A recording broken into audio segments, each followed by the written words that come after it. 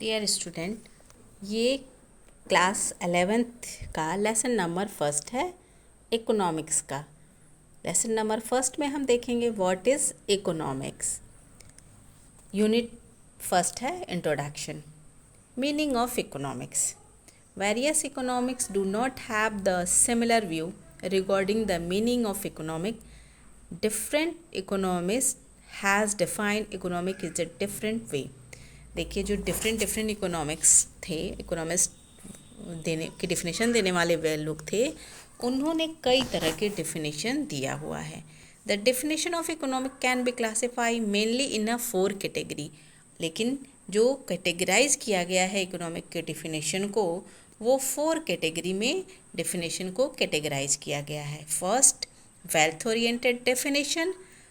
Second, welfare oriented definition, and third, scarcity oriented definition, and fourth and last, growth oriented definition। अब देखिए, welfare oriented definition में किसने दिया है? Welfare oriented definition Adam Smith, Walker, Senior और Mill ने दिया है। उसी तरह से welfare oriented definition Marshall, Pigou, Cannan ने दिया है। And scarcity oriented definition Robinson and Wicksteed ने दिया। और इसी तरह से लास्ट वाली ग्रोथ ओरिएंटेड डेफिनेशन सैमुअल्सन ने दिया था। अब वन बाय वन हम देखते हैं कि इन डेफिनेशन में इन्होंने कहा क्या था, क्योंकि पहले ही हमने पढ़ लिया है कि इन्होंने जो डिफरेंट डिफरेंट अपने व्यू दिए थे, एक ही राय नहीं दिया था, इन्होंने कई तरह की राय अपनी इन चारों डेफिनेशंस में दी थी। तो फर्स्ट है wealth oriented definition. And wealth oriented definition Adam Smith ने दिया था, और अपनी बुक में, इनकी बुक का नाम था an inquiry into the nature and causes of wealth of nation. इस बुक में इन्होंने डिफाइन किया था कि व्हाट इज़ इकोनॉमिक्स। इन्होंने इस डेफिनेशन में कहा था कि economics is a terms of wealth and treated it as a science of wealth. इन्होंने कहा कि इकोनॉमिक्स क्या है? साइंस है वेल्थ का, वेल्थ के बारे में। यानी इन्होंने अपने डेफिनेशन में मेनली इन्होंने मनी को ही कंसीडर किया, और इन्होंने कहा कि धन ही क्या है? सब कुछ है।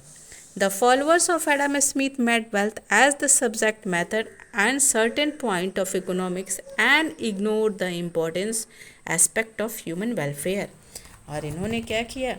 अपने डेफिनेशन में वेल्थ को सब कुछ माना, बट इन्होंने जो ह्यूमन वेलफेयर को इग्नोर किया था, इसका लोगों ने बहुत विरोध किया। और जो इकोनॉमिक्स की डेफिनेशन देने वाले थे, उन्होंने इसका विरोध किया कि economics is a science of wealth नहीं है, बल्कि हमको ह्यूमन एस्पेक्ट को भी ध्यान देना चाहिए, ह्यूमन वेलफेयर को भी कंसीडर करते हुए इसको डिफाइन करना चाहिए। इसी तरह से जेबीसी ने कहा था economics is the science which treated of wealth. And Walker ने कहा था economic is the body of knowledge which related to wealth. And next definition दिया था मार्शल ने वेलफेयर ओरिएंटेड डेफिनेशन दिया था। और मार्शल ने क्या कहा था? इन्होंने ह्यूमन वेलफेयर को कंसीडर करते हुए डेफिनेशन दिया था। पहले में एडम स्मिथ ने ह्यूमन वेलफेयर को इग्नोर किया था, उसी के लिए वेलफेयर ओरिएंटेड डेफिनेशन आई, और वेलफेयर ओरिएंटेड डेफिनेशन में मार्शल ने वेलफेयर को कंसीडर करते हुए डेफिनेशन दी। और मार्शल ने कहा economics is the study of man kind in the ordinary business of life. It examines that parts of individual and social action which is a most closely connected with the attainment and with the use of material of well-being। मतलब इन्होंने कहा कि हमें human के welfare को भी ध्यान में रखते हुए इकोनॉमिक्स के बारे में बात करनी चाहिए। इसी तरह से इस वेलफेयर ओरिएंटेड डेफिनेशन में पीगू और कैनन ने भी डेफिनेशन दिया था। पीगू ने दिया था economics is the study of economic welfare, यानी पीगू ने वेलफेयर के बारे में बात किया था। Economic is the study of economic welfare. And next अगली डेफिनेशन में कैनन ने कहा था the aim of political economic is the explanation of the general causes on which the material welfare of human being depends. यानी cannon ने political economic के बारे में कहा और कहा कि जनरल कॉजेज है on which material welfare of human being depend, जिस पे कि ह्यूमन बीइंग का वेलफेयर डिपेंड करता है। तो नेक्स्ट डेफिनेशन हम अब देखेंगे scarcity definition. Scarcity definition Robinson ने दिया था इन हिज बुक एन एशे on the nature and significance of economic science, presented as different view point of dealing economic is the। अब रॉबिन्सन ने अपनी डेफिनेशन में कहा था कि इकोनॉमिक्स इज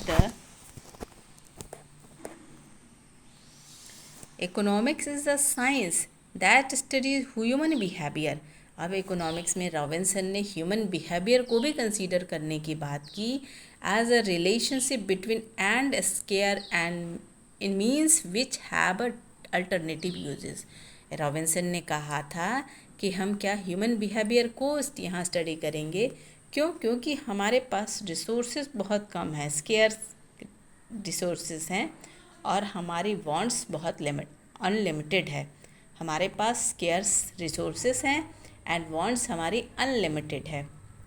तो इसलिए हम ह्यूमन के बिहेवियर के बारे में स्टडी करेंगे और चॉइस करेंगे कि कौन सा प्रोडक्ट हम यूज़ करें जितने हमारे रिसोर्सेज दिए हुए हैं।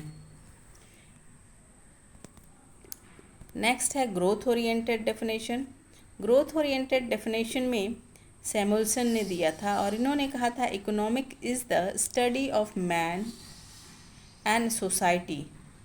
मैन और सोसाइटी दोनों को इन्होंने लिया, which are without the use of money to employ scarce productive resources which could have alternative uses to produce various commodity over time and distribute them for consumption now and in future among various people and growth of society। अब Samuelson ने कहा कि हम economics में क्या करेंगे, study करेंगे कि हाउ मैं आदमी कैसे एक व्यक्ति अब सोसाइटी से चूज़ करता है with and without use of money to employ scarce productive resources. इनमें जो हमारे पास स्केयर रिसोर्सेज हैं उसमें से कैसे वो सेलेक्ट करता है अपनी नीड्स को सेटिस्फाई करने में, क्योंकि जो रिसोर्सेज हैं वो तो स्केयर हैं और उन स्केयर रिसोर्सेज पे ही अपनी नीड्स को हमें किस तरह से सेटिस्फाई करना है, ये इस डेफिनेशन में दिया गया था। This definition has following features. First, problem of choice making arise due to unlimited want and scarce resources। Problem of choice क्यों आती है, क्योंकि हमारे पास अनलिमिटेड हमारी वांट्स है और हमारे जो रिसोर्सेज हैं वो बिल्कुल लिमिटेड हैं। नेक्स्ट है in order to meet which multiplicity of want available resources should be use properly. इस ऑर्डर में हम क्या करेंगे, हमारे जो भी रिसोर्सेज हैं उसको हम प्रॉपरली यूज़ करेंगे अपनी वांट्स को फुलफ़िल करने के लिए। And next, economic is not only concerned with the identification of economic problem but it should also suggest why the man to solve them. अब इकोनॉमिक में सिर्फ हम यही नहीं देखेंगे कि प्रॉब्लम क्या है, बट उस प्रॉब्लम को हम कैसे सॉर्ट आउट करेंगे ये भी इस इकोनॉमिक्स में देखेंगे ग्रोथ ओरिएंटेड डेफिनेशन में। तो आज हमने इकोनॉमिक्स के डेफिनेशन को कैटेगराइज किया जो 4 कैटेगरी में डिवाइड किया गया है। फर्स्ट क्या है, wealth oriented definition, second welfare oriented definition और third scarcity definition and last growth oriented definition. तो आज हमने इस क्लास में चारों डेफिनेशन को देखा कि किसने कौन सी डेफिनेशन दी है और उसका मतलब क्या है। नेक्स्ट क्लास में हम आगे कंटिन्यू करेंगे।